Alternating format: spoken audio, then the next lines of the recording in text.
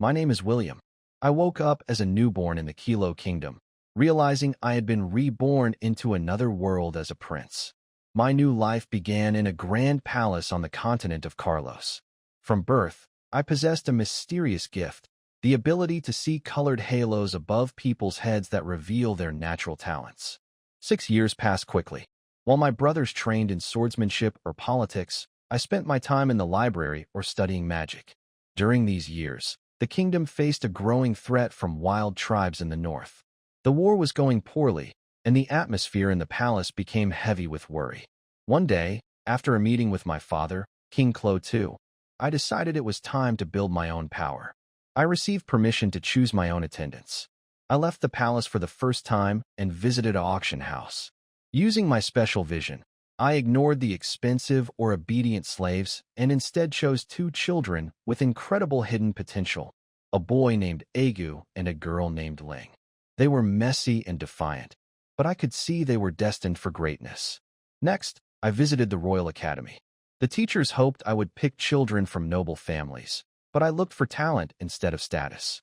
I identified several students with high-level auras.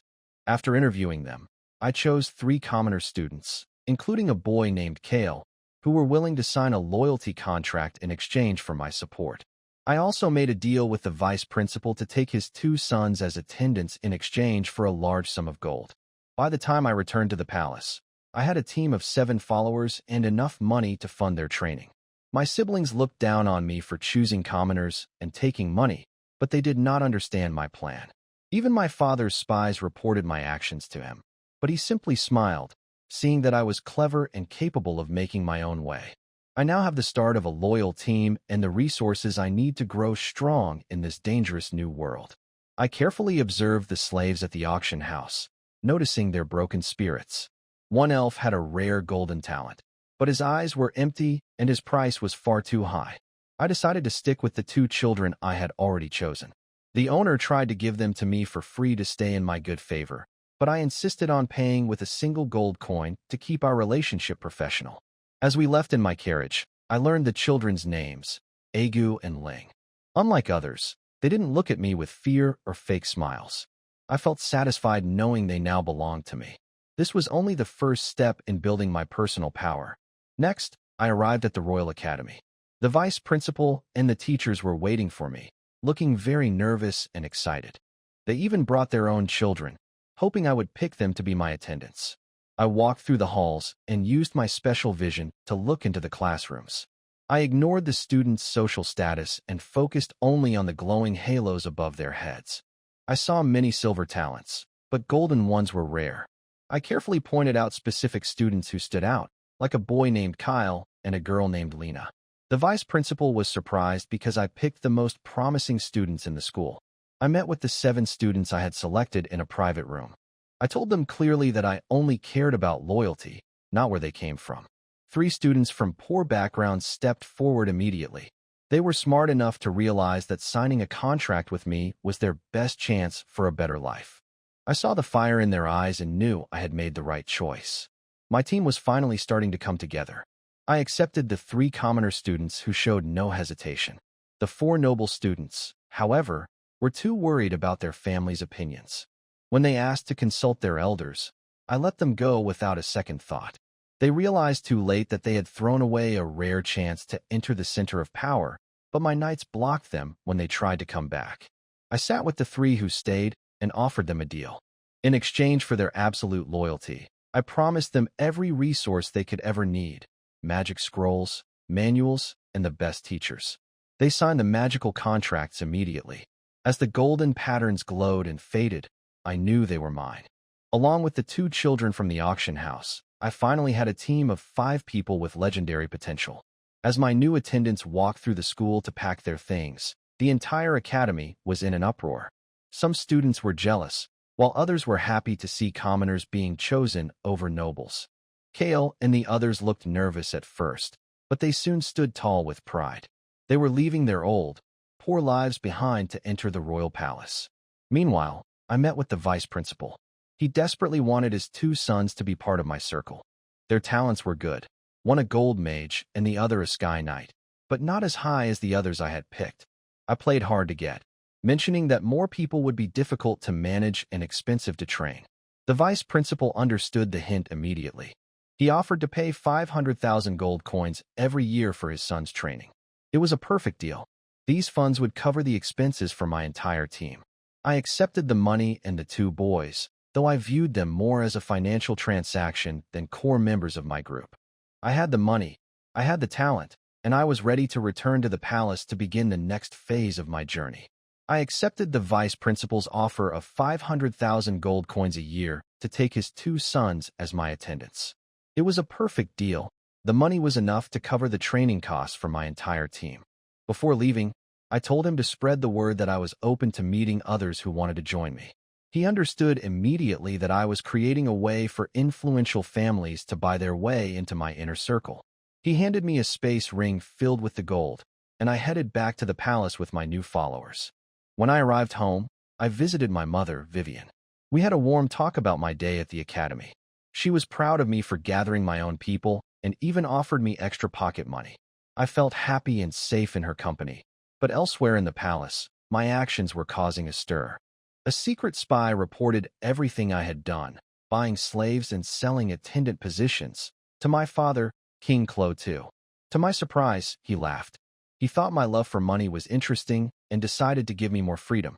He ordered his guards to protect me at all costs, but to stop reporting my every move, as long as I didn't plan to rebel. He liked that I was clever and had my own plans. However, my older siblings were not as kind. The first prince thought my actions were disgraceful and beneath the royal family. The second prince mocked me, thinking I had gone crazy with poverty. The third princess found my behavior improper and merchant-like.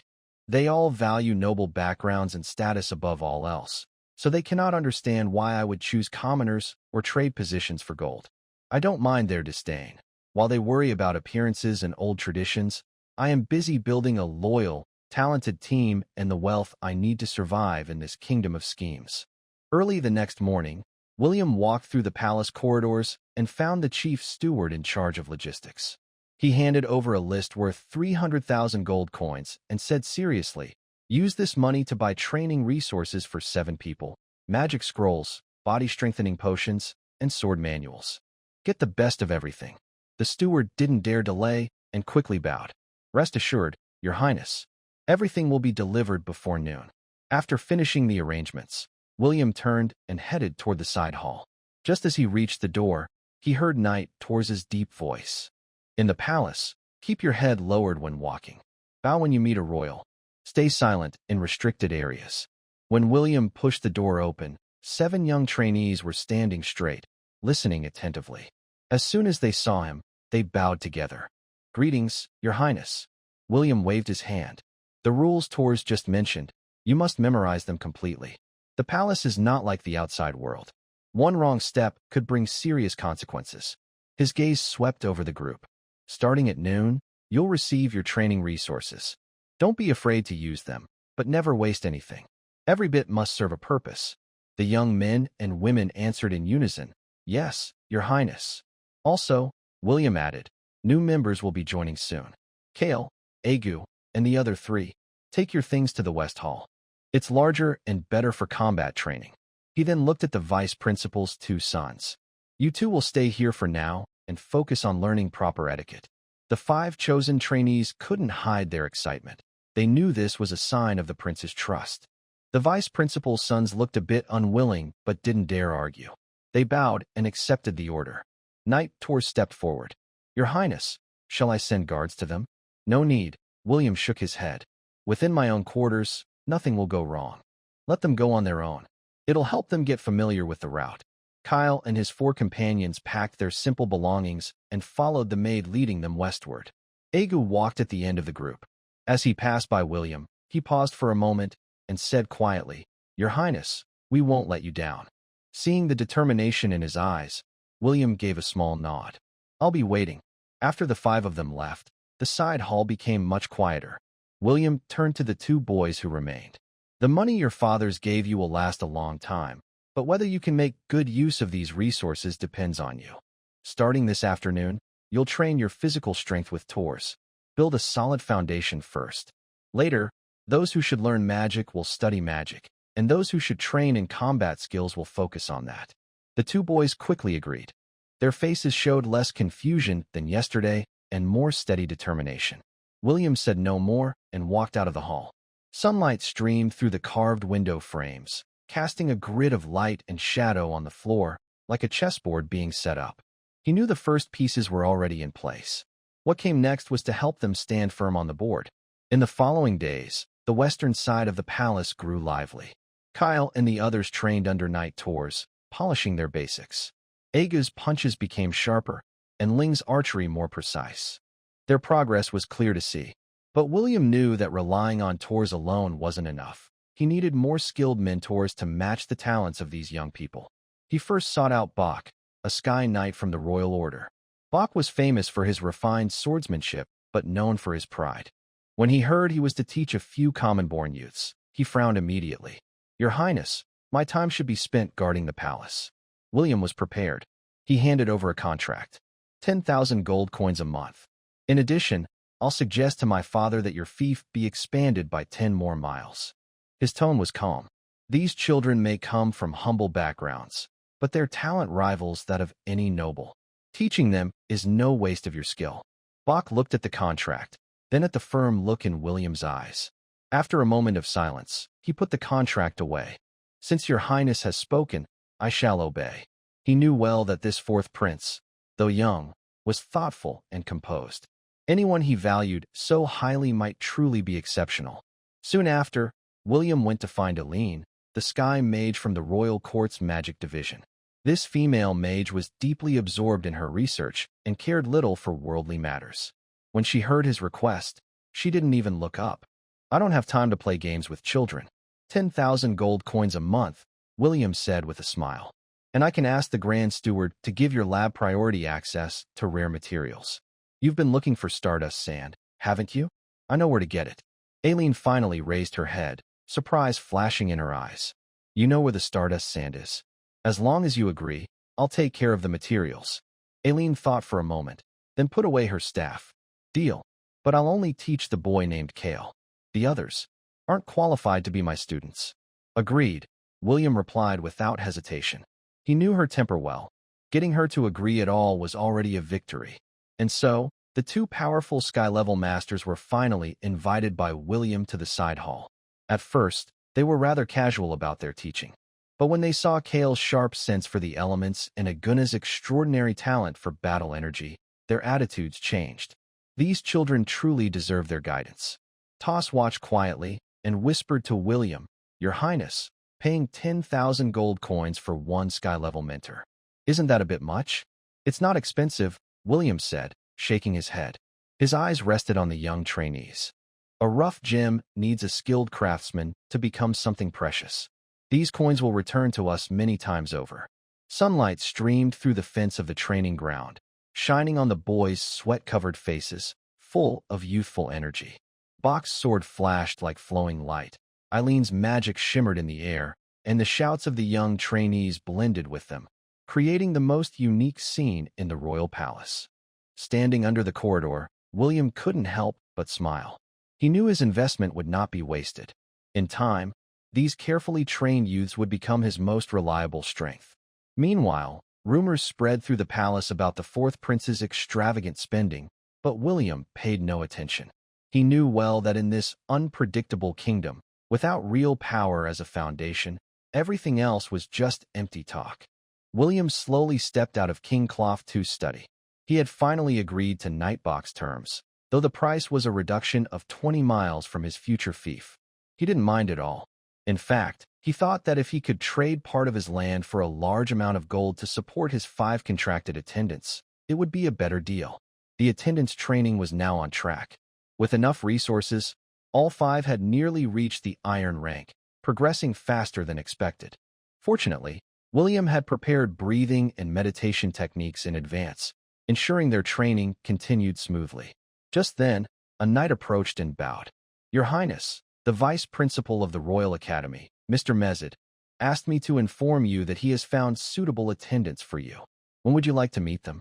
A smile appeared on William's face. Finally, he nodded. "Understood. I'll go shortly." The knight bowed again and stepped back.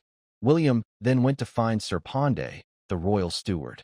It was said that Sir Pandey was a peak sky mage, deeply trusted by the king. When William found him, Pandey was busy with paperwork. William explained his purpose. Sir Pandey, I'd like to leave the palace for a while. Please prepare the necessary travel document. Pandey set down his quill, looked up, and bowed slightly. Greetings, Your Highness. His Majesty has already given instructions. Please wait a moment. He quickly wrote out a scroll, sealed it with the royal emblem, and handed it to William. Your Highness, please remember to return before nightfall. William accepted it and nodded. Thank you, Sir Pandey. Pandey waved his hand. You're too kind, Your Highness. It's my duty. Please take care on the road. Holding the travel document, William hurried back to his chambers and ordered night tours to gather the guards for departure. He couldn't hide his excitement. Those living treasures were waiting. The carriage was soon ready.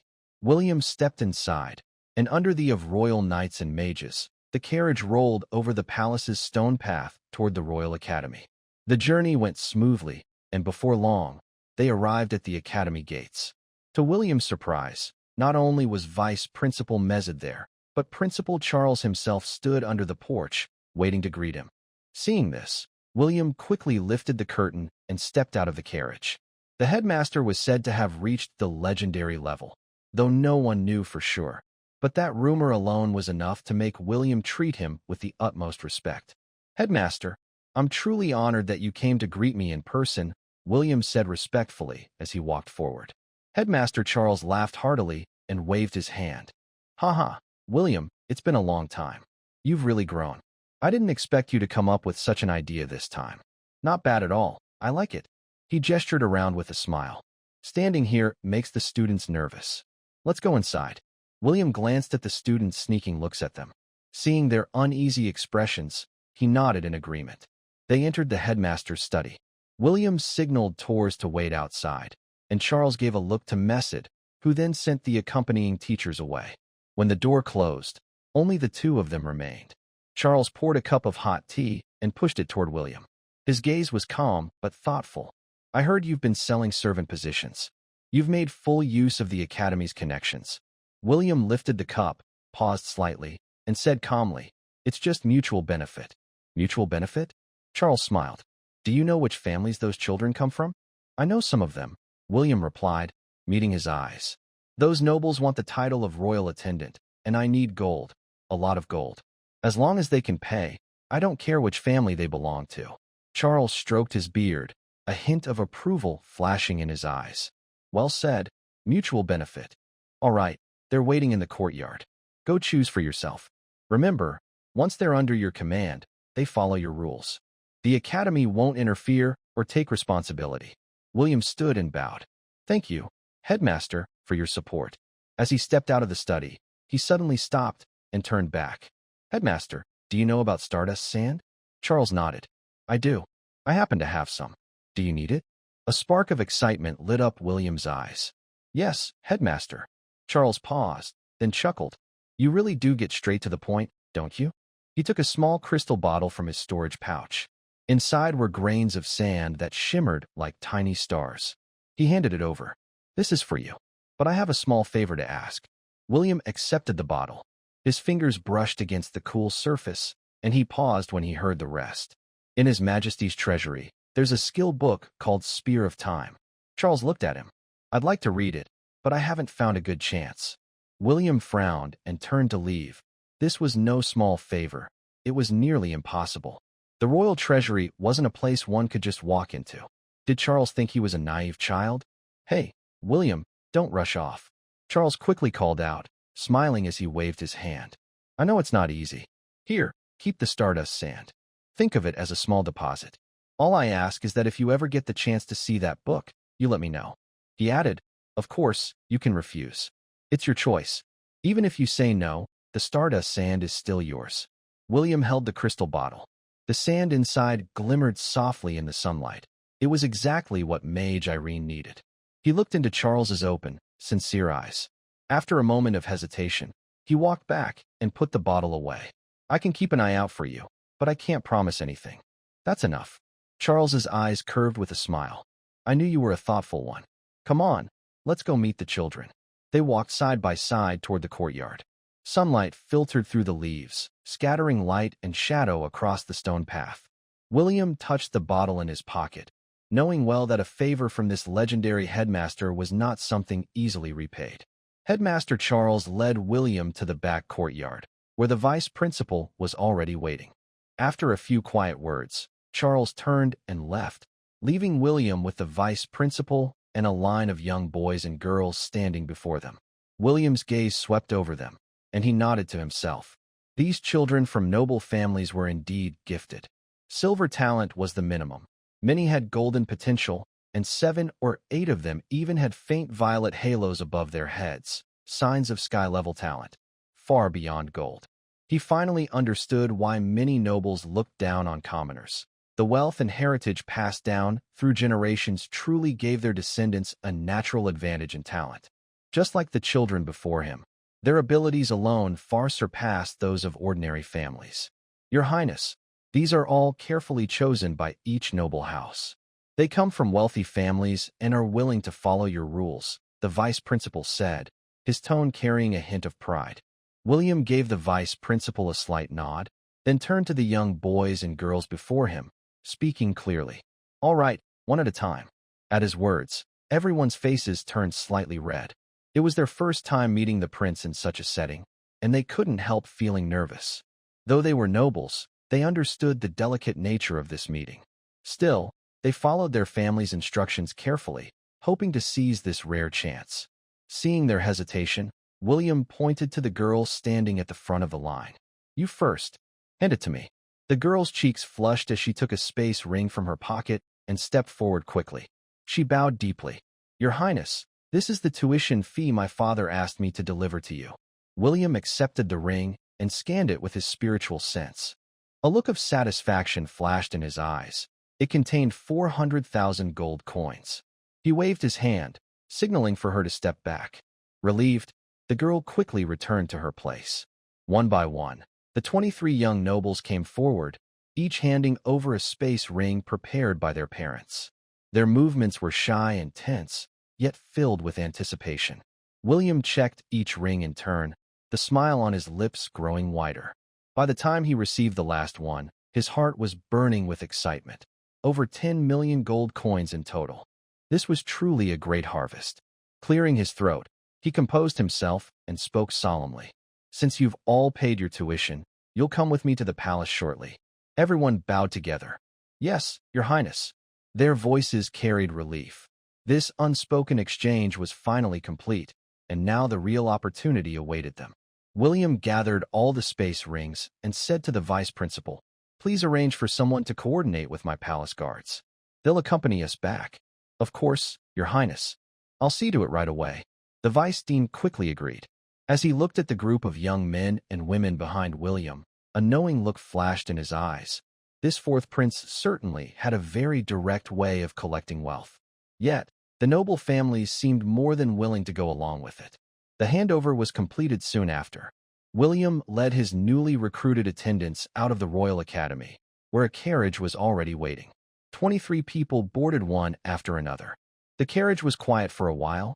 No one spoke first. They only exchanged glances, each seeing the same mix of emotions in the other's eyes. Excitement at serving a prince, and unease about what lay ahead. Sitting at the front, William tapped his knee with his fingers, already thinking about how to use the 10 million gold coins he had just gained. The carriage left the academy and headed toward the royal palace. The noise outside slowly faded away. William looked in the direction of the palace, a faint smile appearing on his lips. He now had both money and people. Next, it was time to make these investments truly pay off. At a crossroads, William gave an order to Knight Toas. Take them back to the palace and arrange everything according to the rules. He pointed to the young men and women behind him. I'll visit the city's labor market to see if there's anyone suitable. Knight Toas bowed. Please be careful, Your Highness. I'll have guards nearby, ready if needed. The carriages then went their separate ways. William had already told Toas to inform the market in advance. It was a chaotic place, unlike the orderly auction houses, so clearing it beforehand was necessary. Soon, the carriage arrived at the first market. The once noisy area was now empty. with only a few merchants standing nervously, their eyes fixed on the carriage bearing the royal crest. William stepped down slowly, and everyone around him knelt in greeting. He glanced at the dirty, puddled ground and frowned slightly. Then he tore open a cleaning magic scroll. A soft blue light shimmered, forming an invisible layer over his shoes to keep them clean. Only after that did he walk into the market. On both sides, people sat quietly in cages, afraid to look up. Only a few pairs of eyes still held a faint spark of spirit. William's gaze swept over the glowing marks above their heads. Most were of bronze or iron rank, with a few silver ones that looked dull and lifeless. "Bring me that strong man over there, the one lifting the stones." He suddenly pointed to the corner, where a man with a bare upper body was silently carrying stones. A faint glow surrounded his head, and his calm presence made him seem different from ordinary slaves. The owner hurried over, unlocked the man's chains, and pushed him in front of William. The man kept his head down, his muscles tense like a beast ready to strike. "Look up," William said calmly. The man slowly raised his head, revealing a face covered with scars, but his eyes shone with striking brightness. "What's your name?" "Stone," the man replied hoarsely, his voice rough like sandpaper. William nodded, then pointed to a boy inside a cage who was secretly drawing symbols. "Take that one too." The boy looked no more than 10, dressed in rags, yet his fingers traced strange patterns on the ground. A bright glow surrounded his head, showing rare talent for runes. The owner dared not delay and quickly brought the boy over. William didn't look at them again. He turned to the royal knight behind him and said, "Take these two, along with their contracts, back to the palace." Then he tossed a bag of gold coins to the owner. "Keep the change." The owner held the coins with joy, bowing repeatedly in thanks. William took one last look at the market behind him, then stepped into his carriage. After that, he visited 4 more markets, seeing all kinds of people from different lands, different skin tones, faces, and the air thick with the mix of sweat and despair. He even saw a half-elf, but since the person's talent was only average, William didn't stop. By the end of the day, he had chosen only 4 people. As the sky darkened, William returned to the palace with his new servants.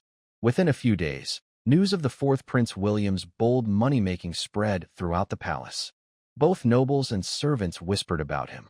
The young prince seemed unusually obsessed with gold, selling servant positions, buying slaves everywhere, using methods so direct that people were left speechless. Some sneered, thinking his actions unworthy of royalty. Others secretly wondered if paying him might help their own families gain his favor. The atmosphere in the royal palace quietly began to change because of this series of events. At that moment, William was sitting in the carriage on his way back to the palace, reviewing the day's gains. Among the 4 slaves, one was a dwarf skilled in forging, and another was a young herder who could communicate with animals. Both had excellent potential, reaching the level known as sky talent. The reason William chose them was that he could see the professions of beast tamer and blacksmith above their heads. Including the boy he had found earlier, he now had 3 people with special professions. Such professions were rare. William had only seen them before at royal banquets. Normally, they were almost impossible to find, showing just how uncommon they were. After returning to the palace, the first thing William did was order the soul contracts to be brought in so the 9 new followers could sign them again. The contracts were expensive, but to him, the loyalty they ensured was far more valuable than gold. Once they were settled, William went to check on the young nobles. Seeing that they were a bit nervous but well-behaved, he didn't interfere further and left. In the following days, William stayed in the palace, spending his time in meditation and training. With enough money at his disposal, he directed the best resources, high-grade magic crystals, special body-strengthening potions, and rare swordsmanship manuals, toward Kale, Agu, and the other 9. As for the noble youths, they only received basic training materials, enough to maintain progress, but far from abundant. These nobles clearly weren't focused on training. They spent their days learning about each other's backgrounds, forming connections, and trying to build their own networks within the palace. William didn't care. When they first entered, he had already asked Toes to explain the palace rules clearly. Anyone who broke them would face the consequences, no matter who they were. Fortunately, according to the knight's reports, Although these nobles were ambitious, they hadn't crossed any lines. They hadn't exchanged favors in secret or entered forbidden areas. Life passed quietly like this, and soon it was the founding day of the Clo Kingdom. 200 years ago, the Clo family had defeated the previous dynasty and established a new kingdom on this land. The royal family had declared that day the founding day, celebrated each year with a grand festival. At dawn, the royal palace was already filled with a festive atmosphere. The maids were busy hanging colorful banners, the knights had changed into shining new armor, and even the air carried a faint scent of wine, the fine drink prepared for the grand celebration. William walked quickly toward the throne hall. Along the way, nobles gathered in small groups, whispering to each other. Amid the fragrance of perfume and the rustle of silk, the joy of the festival mingled with hidden tension. Sir Toas followed closely behind, his sharp eyes scanning the surroundings. On such an occasion, glory and danger often walked hand in hand. A quarter of an hour later, the sound of distant cannons echoed, making the stained glass windows tremble slightly. The nobles of the capital immediately fell silent and turned toward the entrance, waiting for the king's arrival. Suddenly, a powerful pressure swept down from the sky, carrying the heat of a dragon's breath. Everyone looked up instinctively. A wind dragon with shimmering blue-green scales circled above the palace. On its back stood King Clo II, dressed in a robe adorned with jewels, his gaze sharp as lightning as he looked down from above. The dragon slowly descended and landed at the entrance of the hall. King Clo II stepped down from its back, the echo of the dragon's heavy claws still lingering in the air. Without a word, he walked toward the throne. Each step seemed to press upon the hearts of those watching. When he sat down, all the nobles bowed deeply and shouted in unison, their voices shaking the hall. "Long live the kingdom! Long live the king!" Clo II nodded slightly, his eyes sweeping across the crowd. His gaze paused briefly on the first prince, the second prince, and the third princess, before finally resting on William. A faint warmth flickered in his eyes. Then he turned to the nobles and said in a clear, steady voice, "Today marks the 200th anniversary of the founding of the Clo Kingdom.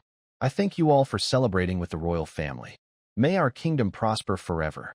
May the kingdom prosper forever." The nobles echoed, their voices filled with reverence. Standing at the end of the prince's line, William quietly watched it all. He knew that his father's entrance on the wind dragon was not only a show of royal power, but also a warning to those with restless ambitions.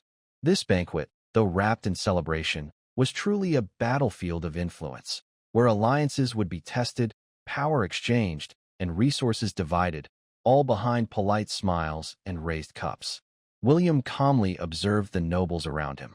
The faces, some flattering, some cautious, some hiding ambition, were all carefully noted in his mind. Beside him, the crown prince was chatting cheerfully with a duke, while the second prince raised his glass to a business tycoon. The third princess was surrounded by a group of noble ladies, smiling gracefully. William tightened his grip on his glass. His mother's family held only a marquis title, which gave him little advantage among the royal members, most of whom were dukes. He had already felt this difference at the last annual gathering. Vivian walked up to him and patted his arm. "Nervous, my child?" William looked at his mother in confusion, not understanding why she asked that. Vivian laughed softly at his puzzled expression. "Come, let's go see your grandfather, Marquis Peter. He's been talking about you a lot lately, saying you didn't choose a servant from the Peter family. I've already smoothed things over for you, or he would have given you quite a lecture." William raised an eyebrow. "Mother, do I need his approval to choose my own servant? You little rascal, are you planning to argue with your grandfather?" Vivian gave him a playful glare, then sighed. "If it weren't for what happened back then. Never mind, let's not talk about it. Come on, you should at least greet him. Don't make it awkward for the old man." William was silent for a moment, then nodded. He didn't have much affection for the grandfather he barely knew, but for his mother's sake, he didn't mind meeting him. Following Vivian through the lively crowd, they reached a table in the corner of the banquet hall. An elderly man with graying hair sat there in a marquis's uniform, drinking alone. His eyes occasionally glanced toward William, filled with both expectation and emotion. "Father, look who's here," Vivian said brightly as she approached. Marquis Peter looked up quickly. When he saw William, He set down his glass and stood up at once. William, it's been a long time. He seemed a little nervous, unsure what to do with his hands. William bowed politely. Grandfather. Ah, good child. A warm smile spread across the Marquis's face, softening the wrinkles at the corners of his eyes. Come, sit, have a drink with your grandfather. Vivian pulled William down beside her, smiling to ease the mood. Father, don't scare the boy. He's been busy training his servant lately and hasn't had time to visit. Please don't take it to heart. It's all right, it's all right. Marquis Peter waved his hand repeatedly, his eyes falling on William with a mix of scrutiny and pride. I heard you've chosen some promising young men. Good eye, just like I had when I was young. William listened quietly, responding now and then. He could sense that although his grandfather liked to act superior, there was no malice in his tone. The concern in his eyes seemed genuine. Vivian watched from the side and secretly gave William a look, signaling him not to be too distant. William lifted his glass of juice and raised it toward the Marquis. Grandfather, let me toast to you. Marquis Peter's eyes lit up. He quickly picked up his wine glass and clinked it with William's, smiling broadly. Good, good. What a fine boy. The music in the hall continued, and laughter from the nobles echoed in the distance. Looking at the slightly uneasy old man before him, William suddenly felt that perhaps there were untold stories behind his mother's silence, hidden ties that no one spoke of. Some relationships, he realized, might not be as simple as he once thought. After a few more words about family matters, Marquis Peter suddenly looked at William, his tone turning earnest. William, could you choose a few attendants from the Peter family? William paused, his hand tightening around the glass. He looked up at him. Grandfather, are you asking me as family, or as the Marquis? Marquis Peter froze for a moment, then understood what he meant. If he spoke as the Marquis, it would mean using royal connections for family gain. If as a grandfather, it would be out of genuine care. Vivian gently tugged at William's sleeve, signaling him to ease his tone. William glanced at his mother, and she quietly shook her head. Marquis Peter smiled, the probing look in his eyes fading, replaced by sincerity. As your grandfather, I'm asking you this. William was silent for a moment, then nodded. I don't know what happened in the past, but you are still my grandfather. If having attendants from the Peter family helps, send 5 people over tomorrow. Marquis Peter's eyes brightened, his wrinkles smoothing as he smiled. Thank you, William. Vivian let out a small sigh of relief and teased. Father, are you satisfied now? Yes, I am. Marquis Peter nodded repeatedly, though his tone carried a hint of emotion.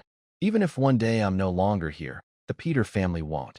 Father, Vivian interrupted him, sounding slightly annoyed. Why say such things? It ruins the mood. William is a prince, and I'm a princess consort.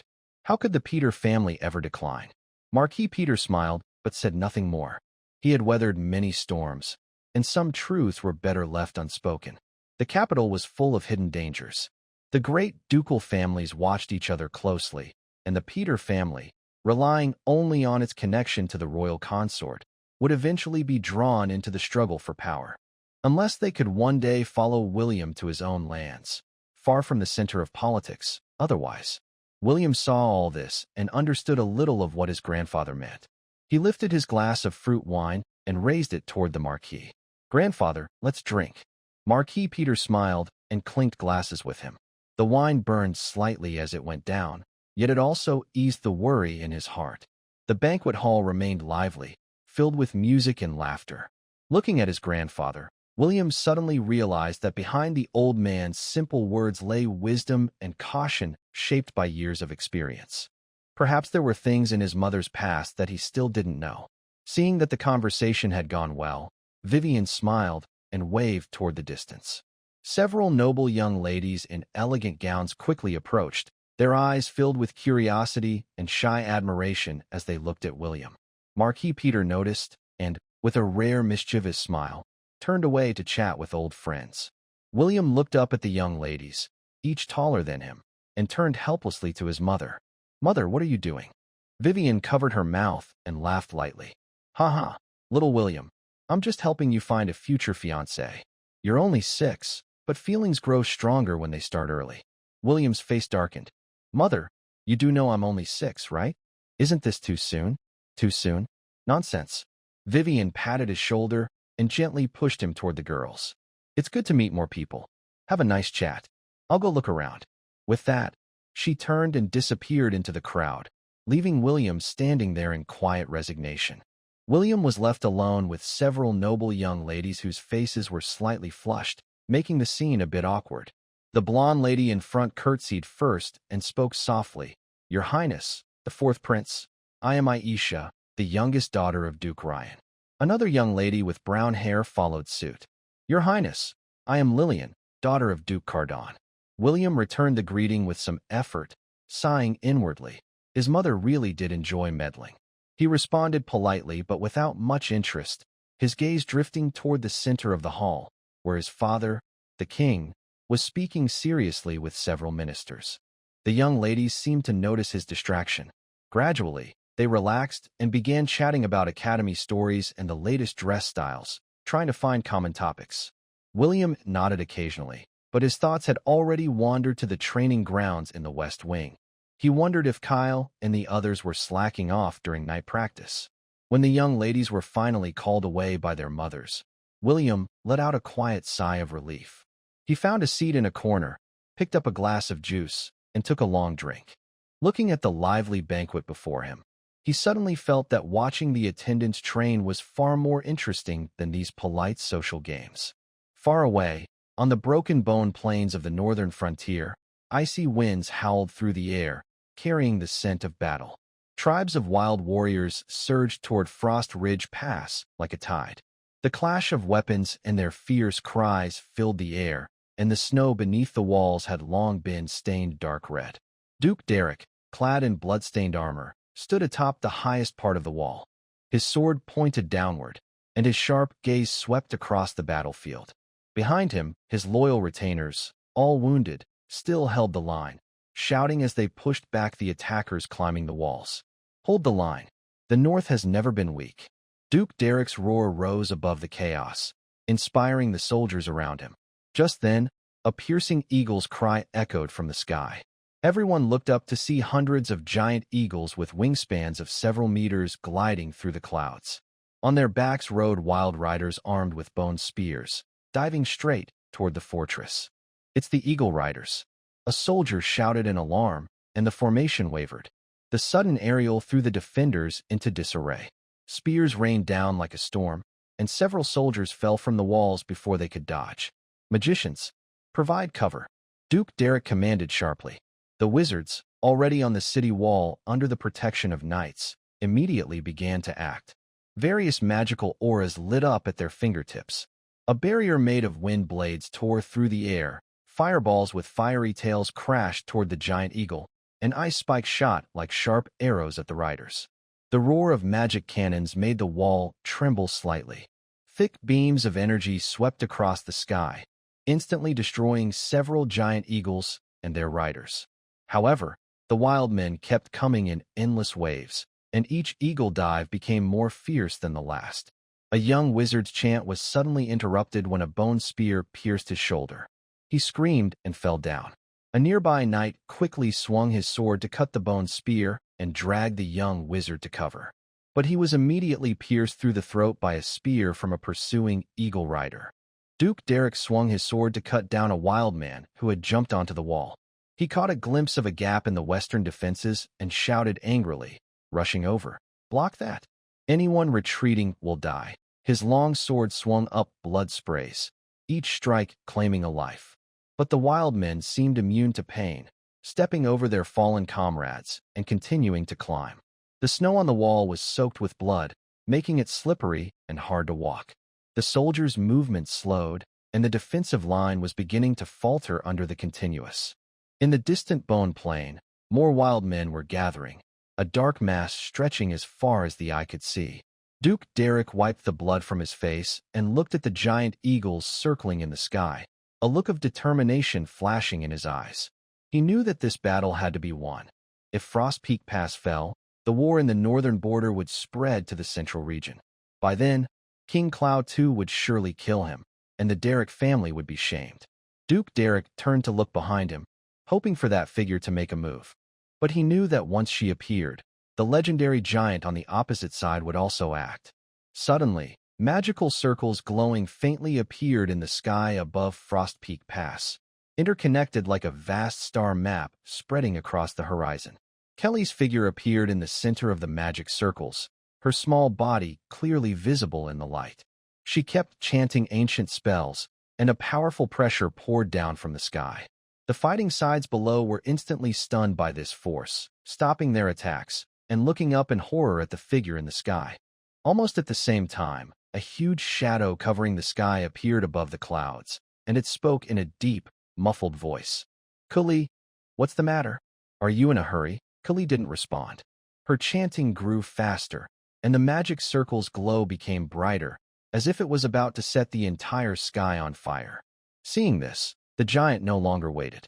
Its massive body suddenly moved closer, and its large fist, like a clay pot, swung down with a loud rush of wind. There were a few dull thuds, and suddenly a transparent energy sphere appeared around Kuli, blocking all the attacks. As the last syllable was spoken, Kuli's chanting suddenly stopped. In the next moment, it was as if the sky was torn apart. Countless flaming meteors with long fire trails fell like a heavy rain toward the wild people. "That's advanced magic," the giant shouted loudly, a hint of surprise in his eyes. "Kuli, such a clever plan. But how many times can you prepare this kind of magic? Can your injured body hold up?" He didn't look at the collapsing formation of wild people below. He laughed loudly, turned around, and quickly disappeared into the clouds. The meteors kept falling, turning 70 or 80,000 wild people into charcoal in the flames and shockwaves. The remaining wild people completely broke apart, screaming as they fled deep into the shattered bone plains. The crisis at Frost Ridge Pass was over. Kuli looked toward the retreating wild people, her pale face showing a hint of exhaustion. Her body swayed in the air before slowly descending toward the city wall. Duke Derek hurried over with his people, noticing the blood at the corner of her mouth, and said in a deep voice, "Thank you, Lord Crimson Song, for your help." Kuli waved her hand weakly. "Hold the pass." After saying this, her vision darkened, and she fainted. Kuli's apprentices were all panicked. They quickly took their master and left the area, heading toward the rear. Duke Derek watched the magic user's retreating figures, then looked toward the direction of the wild people's retreat, his face grim. His grandfather and great-grandfather led the family's magical beast knights and 2 elite armies into that mysterious secret realm, and no one knew when they would return. The legendary mage Kuli was badly injured again. How could Frost Ridge Pass be defended? The city wall was silent. The soldiers looked at the fading glow of the magic circle in the sky, then at the battlefield below, filled with corpses. In their hearts, only relief for surviving and awe for that small mage remained. Meanwhile, the celebration inside the palace was still lively. Nobles raised their glasses, enjoying music and laughter, creating a luxurious and noisy scene. No one noticed that King Cloud II had quietly left with a few dukes and senior officials. They went to a secret council chamber. As soon as the heavy wooden door closed, Cloud II let out a cold snort, his tone filled with restrained anger. What is the Derek family really up to? They have 2 legendary fighters, yet they act timid like a small count's army. Are they afraid to show their true strength? Duke Ryan gently shook his wine glass and spoke slowly. "Calm down, Your Majesty. The war hasn't reached the Derek family's main territory. They are holding back, maybe to save their strength." "Duke Ryan, you're being too optimistic." Duke Kato rolled his eyes, speaking with sarcasm. "If Frost Ridge Pass falls, the whole northern region is in danger. Can the Derek family really stay safe? That's laughable." "What do you mean?" Duke Ryan put down his wine, his face darkening. The 2 dukes started arguing like children, making the atmosphere in the chamber tense. King Cloud II frowned and said loudly, "Enough. It's not the time for arguing." They both shut up reluctantly, and silence returned to the room. Just then, there was a gentle knock on the door. Cloud II called out, "Come in." A palace knight quickly entered and bowed. "Your Majesty, the communication magic array just sent a message. It's about Lady Corey from the northern border." He handed over a sealed letter with a wax stamp. Cloud II opened the letter and read quickly, his face growing darker. After a moment, he suddenly slammed the paper on the table and shouted angrily, "This Derek, even now, They hide and refuse to let their family's legend take action. Very well. He took a deep breath, a look of determination in his eyes. Send orders for Corey to return to the capital immediately through the teleportation array.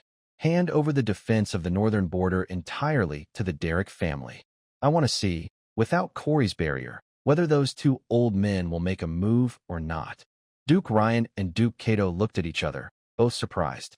They realized the king was forcing the Derrick family to make a decision. The knights received their orders and left. The council chamber fell silent again. King Clotu looked out the window at the palace lights, his fingers clenched tightly. The situation in the northern border was critical. He didn't believe the Derrick family would just watch their land fall into the hands of the barbarians.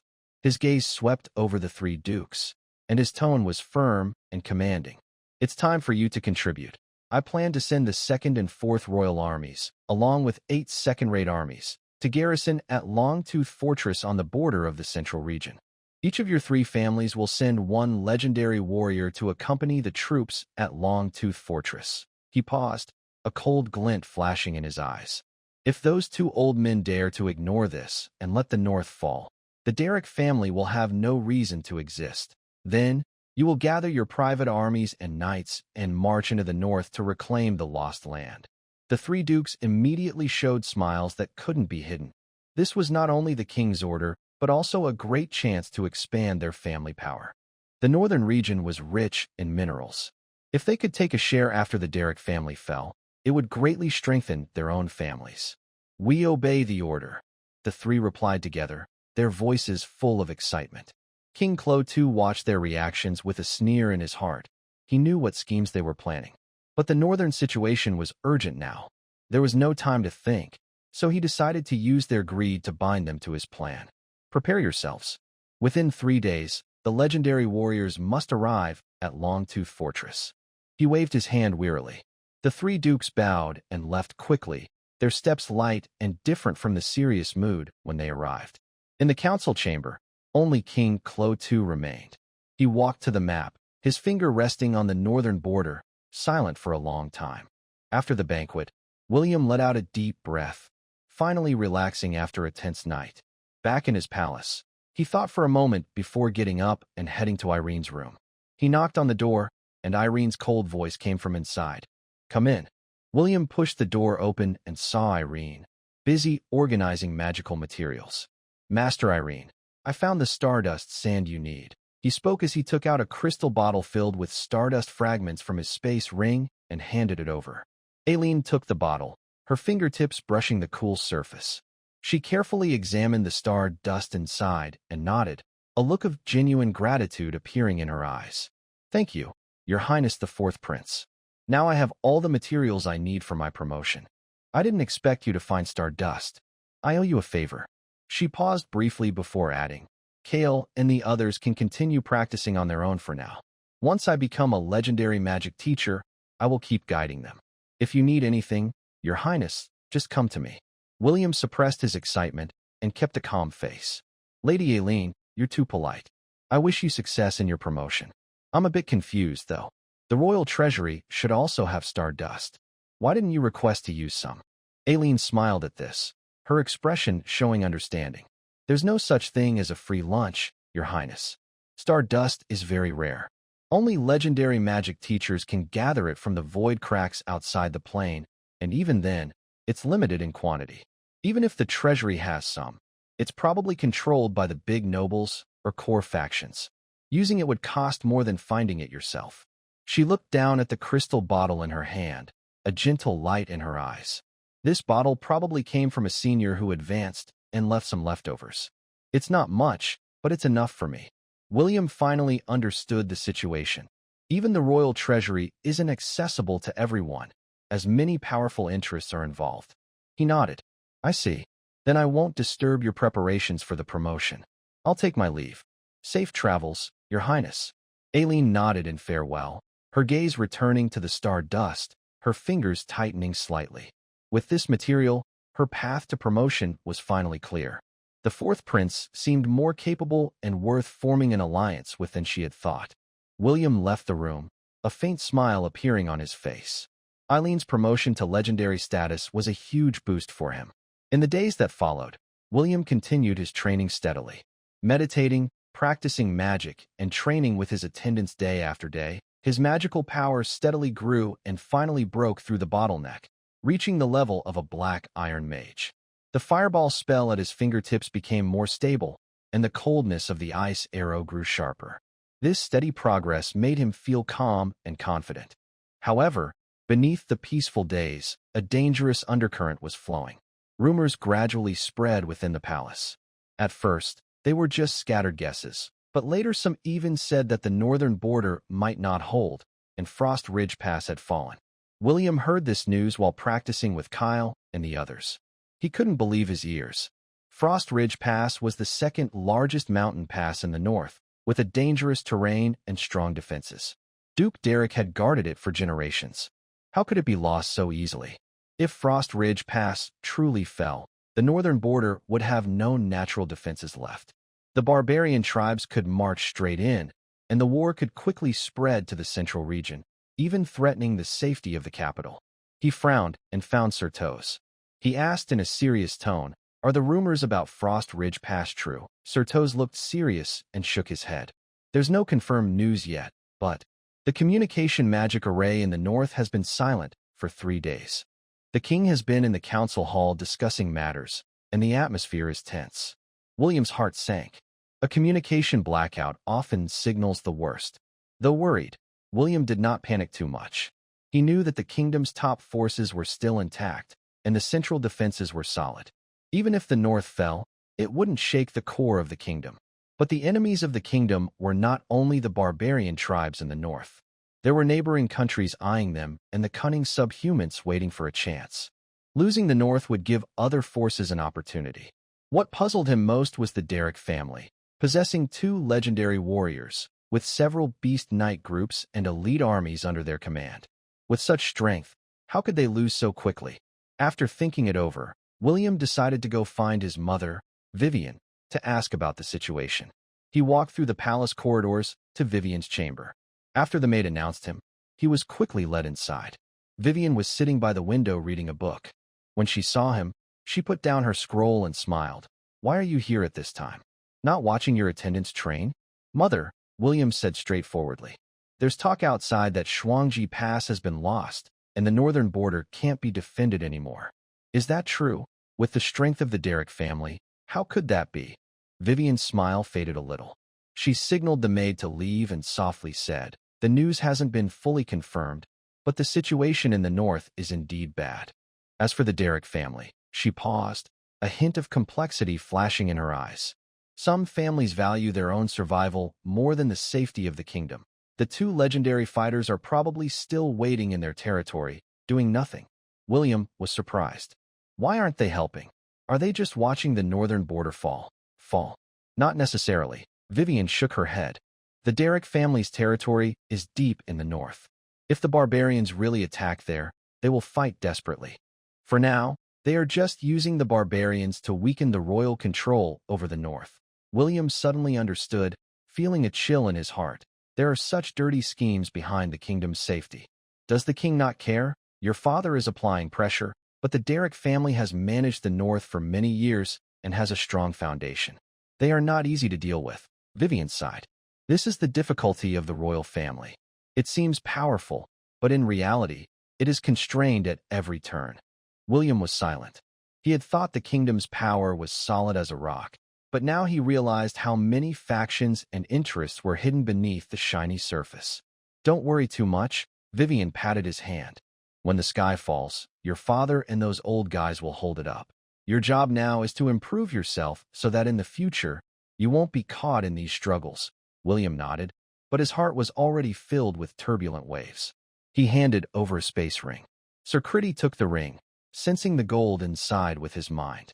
He frowned slightly, hesitating before speaking. "Your Highness, I hope I'm not overstepping. Investing so many gold coins in those commoners and slaves turned servants might not be worth it."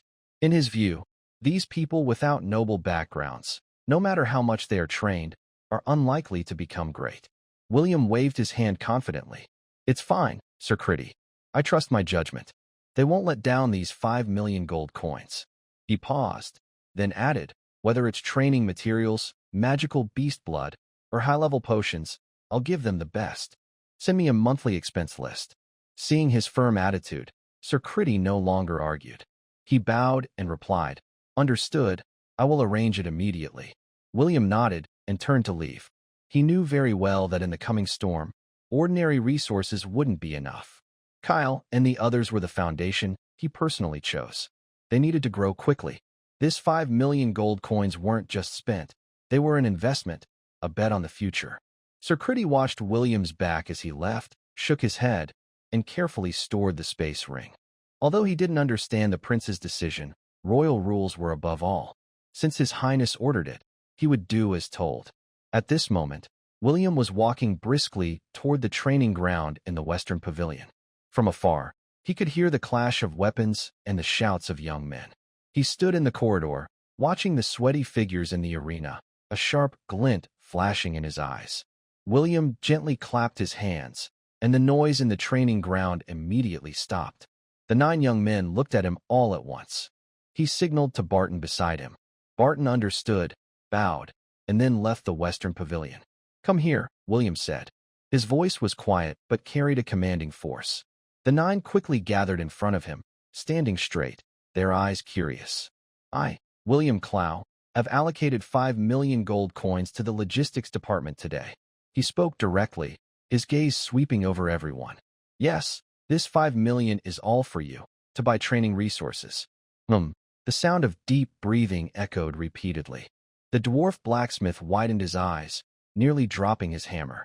He had never seen so many gold coins in his life, nor had he imagined that a prince would spend such a large amount of money on people like them, who came from humble backgrounds.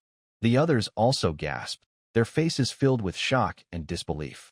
After they processed the news, William continued, First, let's be clear. Since you've received so much support, you need to show results. In 1 month, if any of you fail to reach the bronze level, I will send you back to where you came from. His tone suddenly turned stern. I know your talents. With such ample resources, as long as you work hard at training, there's no reason you can't improve. Even the royal family members might not get this kind of treatment. Don't let me down, and don't let this chance to change your fate slip away right under your nose. His last words were especially heavy, like a hammer hitting everyone's hearts. The shock on the 9 faces faded, replaced by fiery determination. Kyle clenched his fists, his knuckles turning white. The young boy who could communicate with beasts looked bright-eyed, as if seeing a new future. Even the quietest, Augu, slightly lifted his head, flames burning in his eyes. All right, go train. William waved his hand. Yes, Your Highness. The 9 replied in unison, their voices louder than ever before. They turned and rushed toward the training grounds, each movement filled with unprecedented strength. The sound of weapons clashing rang out again, now with a more fierce and determined tone. William stood still, watching their figures fade into the distance, a faint smile playing on his lips. Pressure is often the best catalyst. He provided them with resources and opportunities. Now it's up to them to seize the moment. Time quietly passed amid calm and hidden currents. During this period, William attended several noble banquets. The scenes remained luxurious, but he found them increasingly dull. Most of the powerful nobles in the kingdom gathered around the crown prince, the second prince, and the third princess.